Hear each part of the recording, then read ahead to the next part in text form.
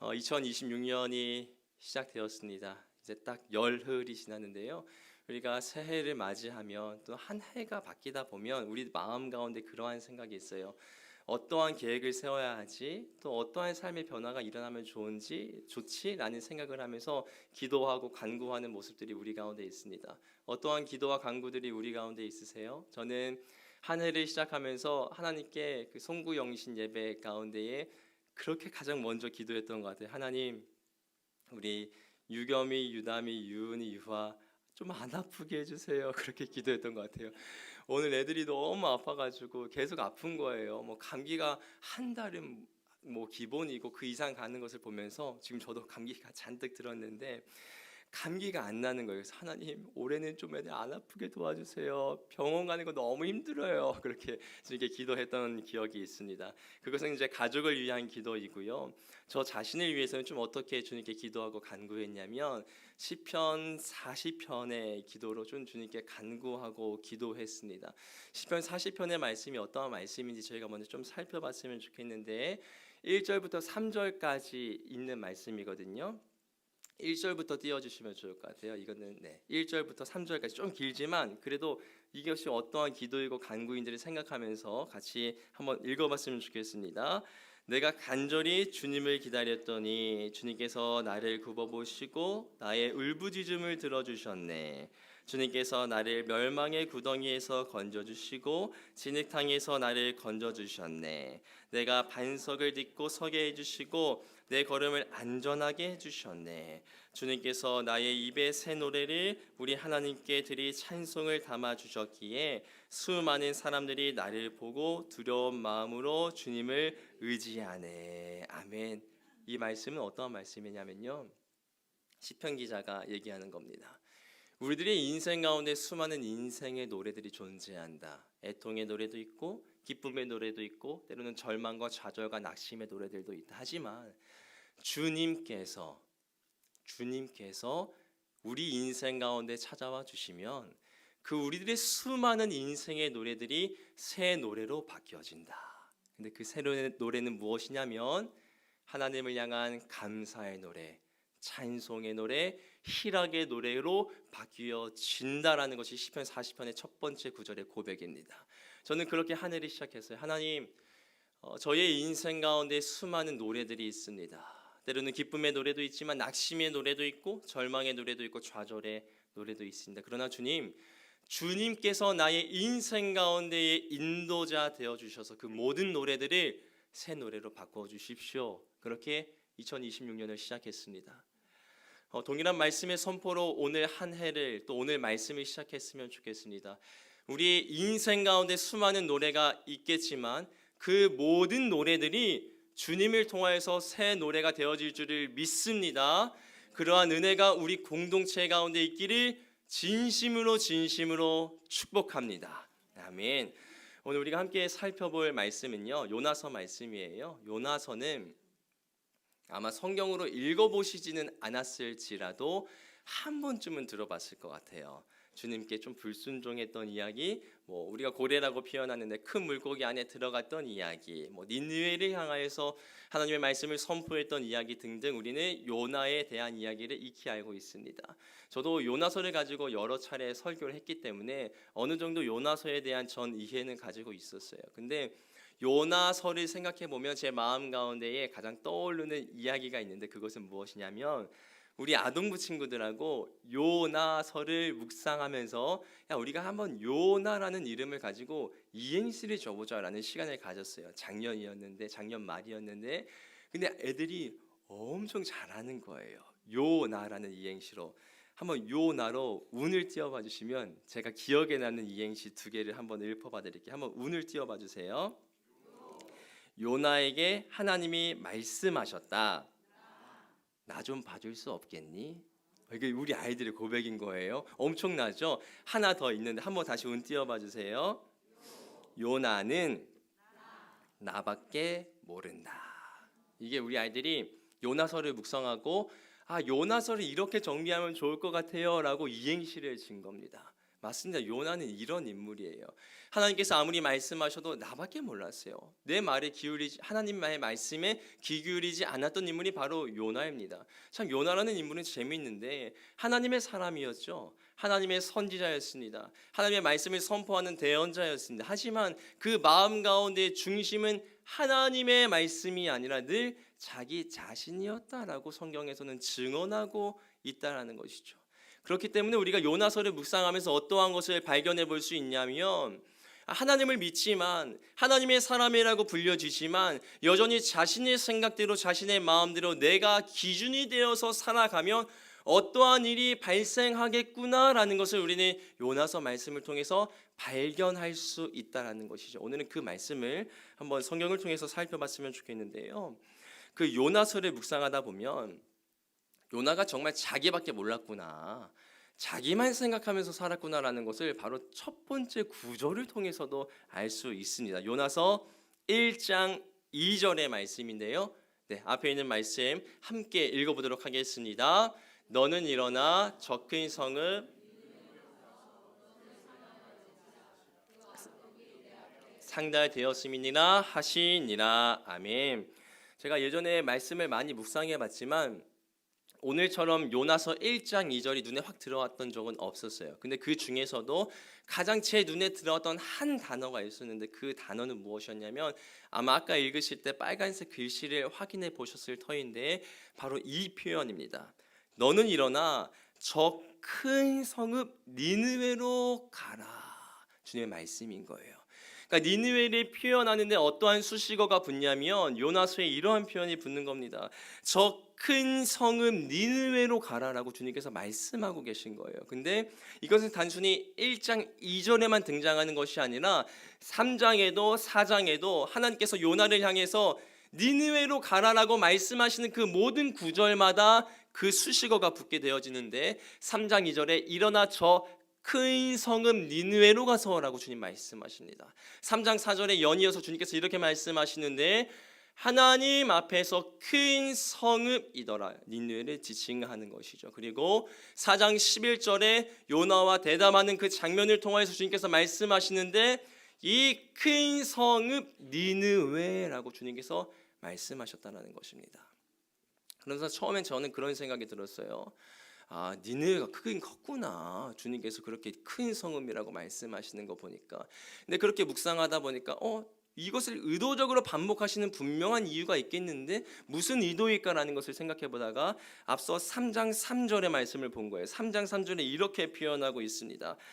그것이 단순히 큰 성읍이라고 지칭되어지는 것이 아니라 누군가 앞에서 큰 성읍인데 그 누구는 하나님 앞에서 큰 성읍이었다라는 것입니다. 이것은 어떠한 얘기일까요? 니느웨가 정말 규모가 컸고 스케일이 컸고 사이즈가 컸고 그것을 얘기하는 것일까요? 그것이 아니라는 거예요. 니느웨는 하나님 앞에서 컸다는 거예요. 어떠한 것이? 그들의 존재가 컸다는 거예요. 아무리 그들 가운데 악독이 있었고 악함이 있었고 하나님을 배반하는 행위들이 만연했지만 그 니느웨는 하나님 앞에서 큰 존재였다라고 주님께서 말씀하시는 거예요. 그것이 하나님의 말씀이고 메시지죠. 그것을 가지고 니느웨를 향해서 요나야 나아가라라고 주님께서 선언하시고 선포하시는 것이 요나서의 첫 시작입니다.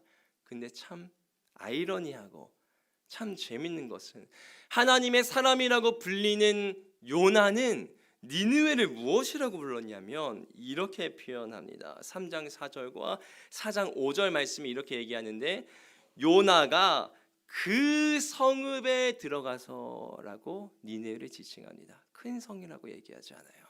4장 5절에 더 이렇게 표현하고 명확하게 이렇게 표현하고 있는데 요나가 성읍에서 나가서 그 성읍 동쪽에 앉아 거기서 자리를 위하여 초막을 짓고 그 성읍에 무슨 일이 일어나는가 보려고 라고 말씀이 기입되어져 있습니다. 하나님은요 끊임없이 요나를 향해서 내 앞에 큰 존재인 저 큰 성읍인 니느웨로 가라라고 주님께서 말씀하셨지만 요나의 반응은 어떠한 반응이었냐면요 그 성읍이요?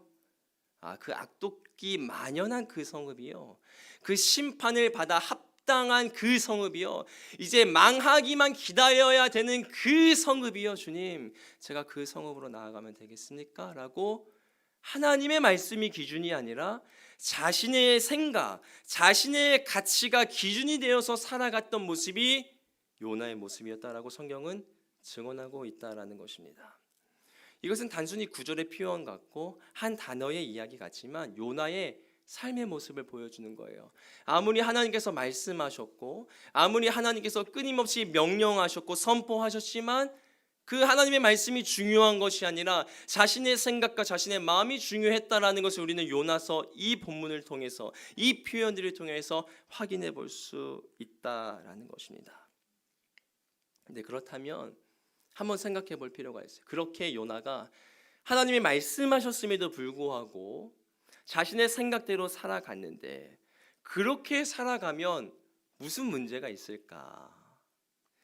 하나님의 말씀이 있고 그 말씀을 외면한 채 내 생각대로, 내 기준대로, 내 뜻대로 살아갔을 때 우리 삶의 자리 가운데에 어떠한 일이 발생하게 되어지는 것일까를 생각해 보면 성경은 또 그 답변도 우리에게 제시해 주고 있습니다. 그것은 저는 먼저 이렇게 정의해 보게 되어졌는데, 하나님의 말씀보다 내 생각을 앞세우는 사람들은요, 환경과 상황을 뛰어넘는 감사와 기쁨이 없습니다.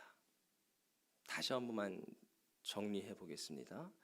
요나처럼 하나님의 말씀이 있지만 자신의 기준과 생각이 더 앞서서 살아가는 사람들은 어떠한 인생의 결론들을 마주하게 되냐면 환경과 상황을 뛰어넘는 감사의 힘이 작동하지 않습니다.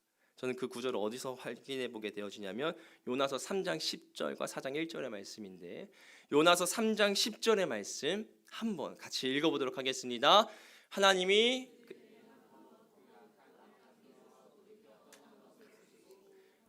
뜻을 돌이키사 그들에게 내리라고 말씀하신 재앙을 내리지 아니하시니라 하며,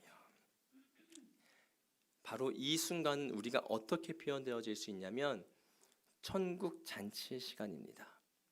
왜냐면요, 영혼이 주님 앞에 돌아온 거예요. 그리고 망할 수밖에 없었던 인생들이 회복되어진 장면이 3장 10절의 말씀입니다. 천국 잔치의 순간이죠. 근데 4장 1절에 요나는 어떻게 반응합니까? 분을 냅니다. 성을 냅니다. 화를 냅니다. 주님을 향해서 이렇게 말씀하십니다. 주님, 이렇게 하시면 안 되죠. 저들은 망해야 됩니다. 왜 저들이 회개를 합니까? 왜 저들이 회복을 합니까? 주님, 잘못했습니다. 뭔가 something wrong이에요. 뭔가 잘못됐습니다. 왜 요나가 그렇게 반응했을까요? 이유는 간단합니다. 자기의 마음과 자기의 기준에 맞지 않았기 때문에 그렇습니다. 만약에 요나가 하나님의 말씀을 앞세우는 사람이었다면 드디어 니네가 회개했구나, 회복했구나, 정말 하나님의 역사하심이, 하나님의 일하심을 내가 목도하게 되었구나라고 그 천국 잔치에 참여할 수 있었을 거예요. 하지만 여전히 요나의 인생 가운데 마음의 중심은 자기 자신이었기 때문에 아무리 천국 잔치가 이루어지는 그 순간 가운데서도 기뻐할 수가 없었다라는 것입니다. 하나님의 말씀을 앞세우지 아니하고 자신의 감정과 자신의 생각과 자신의 가치를 앞세우는 사람은 그 환경과 상황 가운데서 내 마음과 맞지 않으면 기뻐할 수가 없어요. 감사할 수가 없습니다. 내 마음이 흡족할 때만 감사할 수 있고 내 마음이 기쁜 상황이 펼쳐졌을 때만 기뻐할 수 있는 것이 요나와 같은 삶을 살아가는 자의 인생의 모습이라는 것입니다. 근데 중요한 게 뭔지 아세요? 이 땅을 살아가면서 수많은 일들이 우리의 삶의 자리 가운데 펼쳐질 터인데 늘 우리의 마음 같을 수 있겠습니까? 늘 우리의 마음처럼 기쁠 수 있을까요? 늘 내가 감사하는 상황만 우리의 삶의 자리 가운데 펼쳐질까요? 그렇지 않다라는 것이죠. 그렇다면 우리의 인생에 어떠한 결론을 마주하게 되냐면 아무리 하나님의 사람이어도, 아무리 교회 열심히 다녀도, 아무리 예배 자리 가운데 그 모든 자리를 참여하는 사람이어도 내 마음에 내가 중심인 사람은 내가 기뻐할 때만 기뻐할 수 있는 사람이 된다는 것입니다. 내가 감사할 수 있을 때만 감사할 수 있는 사람이 된다는 거예요. 환경과 상황을 뛰어넘을 수 있는 힘이 없는 아주 연약한, 때로는 병약한 인생이 되어질 수밖에 없다라는 것입니다. 그렇다면 요나와 반대되어지는 모습으로 내 생각과 내 뜻대로 살아가는 것이 아니라 하나님의 말씀을 앞세워서 살아가면 어떠한 변화가 있을까라는 것도 생각해 볼 필요가 있겠죠. 저는 그래서 곰곰이 묵상하다가 그럼 요나와 조금 반대되어지는 인물이 누가 있을까라는 것을 생각했을 때 제 마음 가운데에 딱 떠올랐던 시편 구절이 있었어요. 그것은 시편 27편의 말씀이에요. 다윗의 고백인데 이것도 1절부터 3절까지 조금 길지만 그래도 정말 중요한 말씀이기 때문에 함께 같이 읽어보도록 하겠습니다. 여호와는 나의 빛이요 나의 구원이시니 내가 누구를 두려워하리요. 여호와는 내 생명의 능력이시니 내가 누구를 무서워하리요. 악인들이 내 살을 먹으려고 내게 왔으나 나의 대적들 나의 원수들인 그들이 실족하여 넘어졌도다. 군대가 나를 대적하여 진칠지라도 내 마음이 두렵지 아니하며 전쟁이 일어나 나를 치려할지라도 나는 여전히 태연하리로다. 아멘. 우리가 간단하게만 살펴봐도 시편 27편의 상황은 어떠한 상황일까요? 전쟁입니다. 싸우고 있는 상황이에요. 환란의 상황이 다윗의 인생 가운데 펼쳐져 있습니다. 그런데 시편 27편의 다윗의 고백을 바라보면 우리는 어떠한 것을 먼저 마주할 수 있게 되어지냐면 다윗은 상황 가운데에 먼저 자신의 생각을 선포하지 않았어요. 아이고 망했다. 아이고 이제 죽게 되었구나. 왜 이렇게 힘든 거야 라고 그 말을 먼저 입술 가운데 머금지 않았다라는 것입니다. 다윗이 먼저 선포하였던 것은 어떠한 것을 선포하였냐면 물론 마음 가운데 두려움은 있었지만 걱정은 있었지만 낙심이 있었지만 좌절이 있었지만 그 언어를 선택하지 아니하고 이 언어를 먼저 선택했다라는 것입니다. 주님은 나의 빛이십니다. 주님은 나의 구원이십니다. 그가 나의 생명 되십니다라고 그 말씀을 먼저 입술 가운데에 머금었다라는 거예요. 그러니까 물론 두렵지 않은 상황이 된다라는 것이 아니에요. 여전히 상황은 동일한 상황이지만 어떠한 언어를 내 입술 가운데 먼저 취했느냐가 중요한데 다윗은 자신의 생각과 자신의 기준을 가지고 그것을 판단하기에 앞서서 하나님을 향해서 먼저 선포하였다는 거예요. 주님의 말씀을, 하나님이 어떠한 분이신지, 그를 통해서 어떠한 일을 행하실 수 있는 분이신지를 먼저 입술 가운데 머금었던 것이 다윗의 모습이었다는 것입니다. 그를 통해서 어떠한 변화가 일어나게 되어지냐면 두려움의 자리는 구원을 향한 기도의 간구의 자리가 되어집니다. 실족의 자리, 낙심의 자리, 낙담의 자리는 어떻게 변화되어지냐면 소망을 간구하는 기도의 자리가 되어졌다라는 것입니다. 그러면 어떠한 일이 그의 인생 가운데에 나타나게 되어지냐면 그 기도와 간구를 통해서 하나님께서 일하시게 되어진다라는 것입니다. 어떠한 것을 먼저 선택하느냐, 어떠한 것으로 먼저 해석하느냐, 어떠한 것으로 먼저 판단하느냐가 우리의 인생을 전환시켜 준다라고 우리는 다윗의 모습을 통해서 발견할 수 있다라는 것입니다. 저는 오늘 말씀을 묵상하면서 그렇게 좀 끊임없이 질문해 봤던 것 같아요. 나의 인생이 누군가를 떠나서 나의 인생이 요나의 인생인가 아니면은 다윗의 인생인가, 그렇게 주님 앞에 좀 질문했을 때 제가 주님께 그렇게 먼저 기도했습니다. 하나님, 요나 여기 있어요 라고 얘기했던 것 같아요. 주님, 또 한 명의 요나 여기 있습니다. 주님께 그렇게 기도했던 것 같아요. 저는 요즘에 연말연시 우리 모든 성도님이 너무 애쓰시고 고생 많으셨어요. 많이 바빴죠. 저희가 삶의 자리도 바빴고 또한 말씀을 수입해야 되는 순간들도 많았기 때문에 우리가 참 치열하게 그렇게 살았던 시간들을 보냈습니다. 근데 개인적으로는 좀 많이 바빴어요. 어떠한 것이 바쁘게 느껴졌냐면 내 아이를 양육하는 것, 4명의 아이를 양육하는 게 정말 주님의 마라나타를 부르짖는, 주님의 다시 오심을 부르짖는 절체절명의 순간들입니다. 쉽지 않아요. 그리고 앞서 제가 말씀 나눴던 것처럼 애들이 아프기 시작하면 어떻게 해야 되는지 모르겠어요. 근데 4명의 아이를 아내가 혼자 다 케어할 수는 없는 상황이니까 그러한 삶의 연속이 지금 벌써 몇 개월째입니까? 이제 7개월 차에 들어갔죠. 뭐 사담이지만 어제도 아내가 잠을 거의 못 잤어요. 한 2시간 잤나? 근데 저는 잘 자고 일어났거든요. 왜냐면 제가 오늘 설교니까 아내가 배려해 준 거였어요. 아침에 일어나니까 다크서클이 여기까지 내려와가지고 그렇게 우리의 삶의 자리가 치열합니다. 뭐 쌍둥이 키우는 거, 뭐 쌍둥이 선배님들도 계시긴 하니까 정말 넉넉지는 않아요. 뭐 그냥 푸념을 하는 것은 아니고 정말 쉽지 않습니다. 그래서 주님께 어떻게 기도하냐면 눈물 흘리는 거 아닙니다. 콧물 나서 눈물 아니에요. 이렇게 주님께 기도해요. 주님, 정말 지칩니다. 주님에게 이거 눈물 날 것 같네. 주님께 이렇게 기도하게 되는 거예요. 주님, 정말 지치네요. 정말 벅차네요. 내 안에 어둠이 정말 가득합니다. 주님, 그렇게 주님께 기도가 나와요. 정말 힘들거든요. 육신이 정말 힘들어요. 그러니까 주님께 이렇게 기도하는 거죠. 주님, 어떻게 기뻐할 수 있습니까? 제가 오늘 설교 준비하면서도 주님 어떻게 기뻐할 수 있어요? 제 안에 어둠이 가득한데. 제 아내가 저한테 요즘에 뭐라고 많이 얘기하냐면, 여보 그 입을 다물라 그러거든요. 그 입을 다물라. 그게 무슨 표현이냐면요, 제가 요즘에 얘기할 때마다 저의 부족함을 고백하는 거라서 정말 죄송합니다. 부정의 요소가 정말 많이 나와요. 불평과 불만과 하소연과 체념과 그런 멘트들이 제 입술 가운데 가득해요. 근데 아내도 힘든데 제가 옆에서 넋두리 하면 여보 그 입을 다물라 라고 얘기해요. 그 마음도 충분히 이해가 되죠. 근데 그러한 상황을 제가 경험하고 있다 보니까 정말 영혼의 깊은 마음을 지금 보내고 있습니다. 그러한 상황 가운데에 오늘 말씀을 준비하게 된 거예요. 정말 힘들었어요. 왜냐하면 내 상태와 내 상황과 말씀 반대되어지는 것 같아서 그랬어요.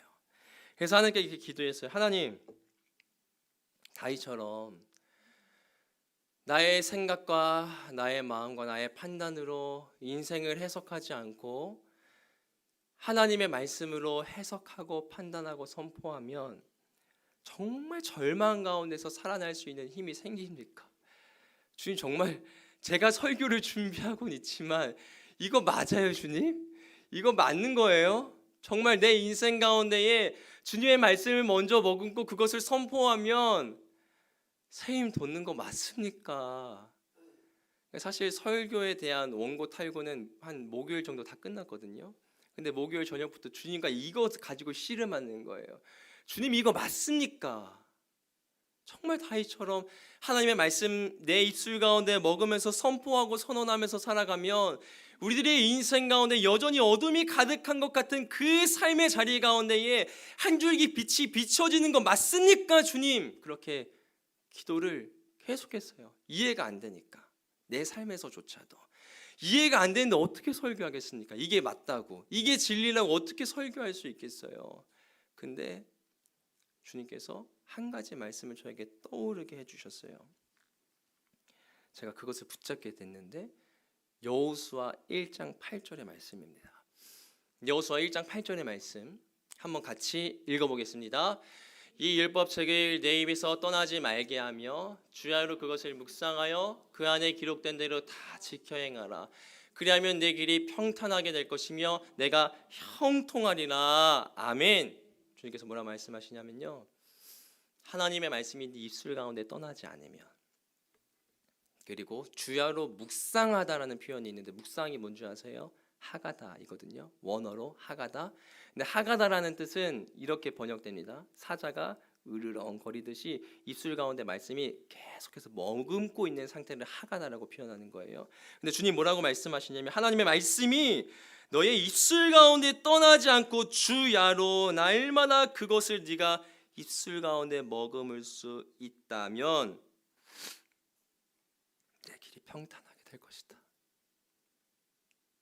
너의 인생 가운데 있는 수많은 담과 같은 시간들이 평탄케 될 것이다. 형통하게 되어질 것이다. 주님 말씀하시는 거예요. 우리가 우리의 생각과 우리의 가치와 우리의 기준을 가지고 세상을 해석하면서 판단하면서 살아갈 수 있죠. 그럴 수 있습니다. 그렇지만 그러한 인생을 살아갔을 때는 내 앞에 수많은 장애물과 장벽이 놓여지면 그걸 넘어갈 수 있는 힘이 없어요. 그것을 극복할 수 있는 힘이 우리 가운데 생기지가 않아요. 근데 그러한 상황 가운데서 내가 판단하고 해석하는 것이 아닌 하나님의 말씀을 내 입술 가운데 머금으면서 판단하고 해석하면서 살아가면 주님께서 여호수아 1장 8절의 말씀처럼 너의 인생 가운데 그 길이 수많은 담들이 놓여질지라도 평탄케 되어질 것이다. 이 말은 즉 넘어갈 수 있을 것이다 라고 주님 말씀하신다라는 것입니다. 그래서 제가 주님 앞에 이렇게 무릎 꿇고 기도했어요. 하나님, 주님은 나의 인생 가운데의 빛이십니다. 그분이 내 안에 계시기 때문에 내 인생 가운데 있는 어둠이 거할 공간이 없습니다. 이해돼서 고백하는 게 아니에요. 제가 그렇게 사라져서 고백하는 것이 아닙니다. 주님의 말씀이 그렇다라고 말씀하기 때문에 내 입술에 그 말씀을 머금는 겁니다. 그렇게 살아가다 보면 주님께서 내 인생 가운데서도 막혀진 담들처럼 보여지는 수많은 장애물들을 평탄케 하여 주시지 않을까라는 기대감으로 선포하면서 살아가는 거예요. 우리의 삶의 자리 가운데 희락의 영이 임하기를 원하세요? 그건 환경을 바꾸는 게 아닙니다. 내 마음에 맞는 것처럼 내 환경을 조정하는 게 아니에요. 내 마음에 맞기 위해서 다른 사람들을 조율하는 게 희락의 영이 임하는 것이 아닙니다. 성경에서 말하고 있는 희락의 영이 임한다는 것은 무엇이냐면 내 기준대로 살아가는 것이 아니라 하나님의 말씀을 내 입술 가운데 머금을 때에 그것이 나의 삶의 자리 가운데 작동되어져서 내 인생이 평탄케 되어질 것이다. 우리 모든 각자의 삶의 자리 가운데 동일한 은혜가 있기를 진심으로 축복합니다. 앞서 시편 40편의 고백처럼 우리들의 삶의 자리 가운데에 수많은 인생의 노래들이 있겠지만 주님께서 우리의 삶의 자리 가운데 주인 되어 주신다면 그 말씀을 우리가 머금고 살아간다면 우리의 삶의 노래는 새 노래가 되어질 줄을 믿습니다. 우리 이 시간 함께 찬양하면서 기도했으면 좋겠는데요.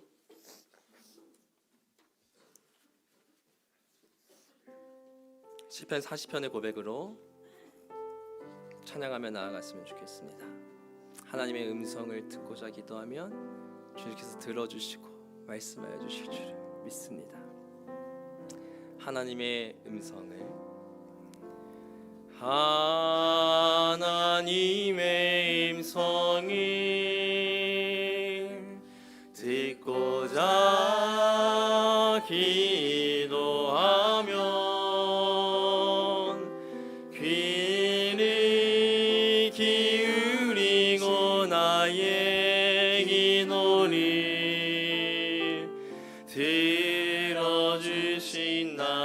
들어주신다네. 깊은 웅덩이와 수렁에서 끌어주시고 나의 발을 반석 위에 세우시사 나를 튼튼히 하셨네. 새 노래로 부르자 랄라라. 하나님께 올리 찬송을 새 노래로 부르자. 하나님 사랑. 다시 한번 1절로 선포합니다. 하나님의 음성을 하나님의 음성을 듣고자 기도하며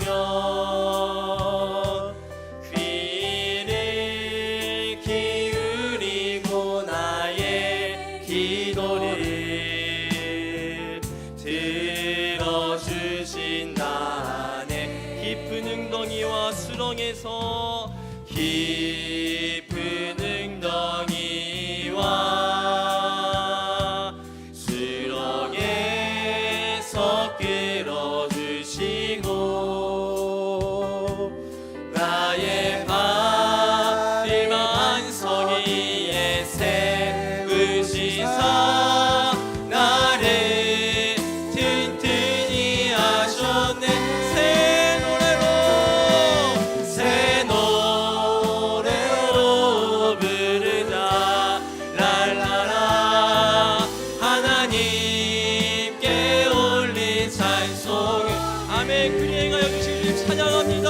새 노래로 부르자 하나. 다시 한번 믿음으로 선포하며 나아갑니다. 새 노래로 부르자 랄라라. 하나님께 올린 찬송을 새 노래로 부르자. 우리 다시 한번 믿음으로 선포하며 나아갑니다. 새 노래로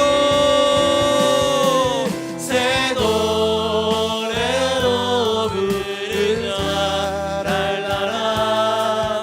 하나님께 올린 찬송을 아멘. 새 노래로 부르자 하나님 사랑을. 우리가 이 시간 기도하며 나아갈 때 하나님 2026년을 시작했습니다. 우리들의 삶의 자리 가운데 수많은 노래가 있을 줄 압니다. 때로는 애통의 노래, 때로는 좌절의 노래, 때로는 낙심의 노래, 때로는 기쁨의 노래, 환희의 노래가 있을 줄 압니다. 그러나 주님, 그 상황들마다 다른 곡조가 나의 인생 가운데 울려지는 것이 아니라 주님의 말씀을 나의 인생 가운데 먹음으로 인하여서 나의 인생 가운데 새 노래가 울려지기를 소망합니다. 나의 삶을 주장하여 주시옵소서. 우리 이 시간 주님의 한번 이를 간절히 부르며 기도하며 간구하며 나아가겠습니다. 주여, 살아계신 아버지 주님의 간구하며 나아갑니다. 아버지 우리의 삶의 자리 가운데 수많은 인생의 노래가 울려 퍼질 줄을 압니다. 때로는 그것이 좌절의 노래일 수도 있고, 때로는 그것이 기쁨의 노래일 수도 있고, 때로는 그것이 애통의 노래일 수도 있고, 때로는 그것이 낙심의 노래일 수도 합니다. 하지만 주님, 하나님의 능력을 통하여, 하나님의 인도하심을 통하여 하나님의 말씀에 믿어지 옆에 나아가기를 간절히 소망하오니 아버지 우리들의 삶의 모든 노래들이 새 노래가 되어질 수 있도록 성령하여 역사하여 주시옵소서. 그것이 우리들의 애씀과 우리들의 노력으로 인하여 이루어지는 것이 아니라 하나님의 말씀을 통하여서 하나님의 일하심을 통하여 일어나시며 나아가시는 역사 일어나시도록 충만한 능력의 능력을 함께하여 주시기를 간절히 소망합니다. 오 아버지, 이 시간 가운데 진리의 성령이신 하나님, 일하게 여기신 아버지, 우리의 영감의 능력을 충만케 하여 주신 아버지의 놀라운 능력으로 말미암아 그 권세 힘이 모습 앞에 나아가기를 간절히 소망하오니 우리의 영이 깨어나게 도와주시옵소서. 주님 앞에 동사 무릎 꿇고 참여하며 나아갈 때에 우리가 주님의 눈을 감동하며 나아갈 때에 우리의 모든 삶의 자리가 변화되어지며 나아갈 수 있도록 인도하여 주시옵시고, 절망의 자리가 기도의 강구의 자리가 되어지며 나아갈 수 있도록 인도하여 주시옵시고, 낙심의 자리가 되어져 주님께 기도하며 간구하며 나아갈 자리가 되어질 수 있도록 인도하여 주시옵시며, 그를 통하여 일어나버리며 나아갈 수 있도록 역사를 할 수 있도록 우리 공동체 가운데 역사하여 주시고 지나갈 수 있도록 간절히 소망합니다. 우리의 환경마다 다른 노래 부르며 나아가는 것이 아니라 주님으로 인하여서 아버지의 역사하심으로 말미암아 아버지의 인도하심으로 말미암아 아버지의 수장하심으로 말미암아 모든 자리 가운데서 새 노래가 울려퍼지게 도와주시옵소서. 모든 상황과 순간 가운데 환경을 뛰어넘는 힘이 그를 통하여 새 노래가 울려퍼지며 나아갈 수 있게 역사가 우리 공동체 가운데 우리 자리 가운데 우리 인생 가운데 각 가정 가운데에 일어날 수 있는 충만한 능력의 능력으로 주님 역사하여 주시옵소서. 우리 모두 자리에 일어나서 찬양합니다. 새 노래로 부르자 랄라라. 하나님께 올릴 찬송을 새 노래로 부르자.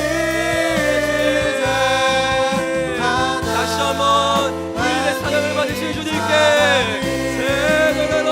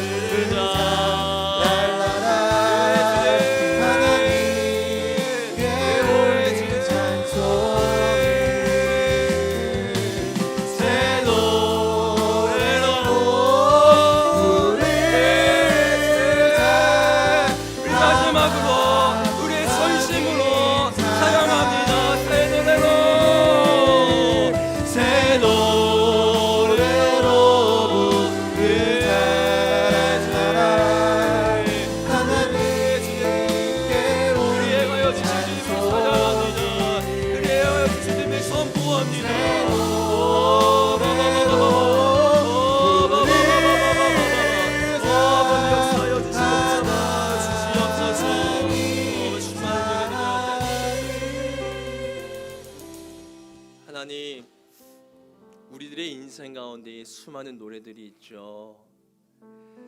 우리가 때로 살아가면서 정말 시시때때로 수많은 노래를 부르며 살아갑니다. 참 기쁨의 순간의 노래도 있지만 정말 좌절되고 정말 낙심되어지는 순간도 주님 정말 많습니다. 그런데 주님, 오늘 말씀을 통하여서 다시 한번 우리의 마음을 다집니다. 환경을 나의 기준으로 바라보는 것이 아니라 주님의 시선으로 바라봄을 통하여서 우리 인생 가운데 새 노래가 펼쳐질 줄을 믿습니다. 아버지, 이것이 머리로 이해되어져서 나아가는 것이 아니라 주님께서 그렇다고 말씀하시기에 순종하기를 소망합니다.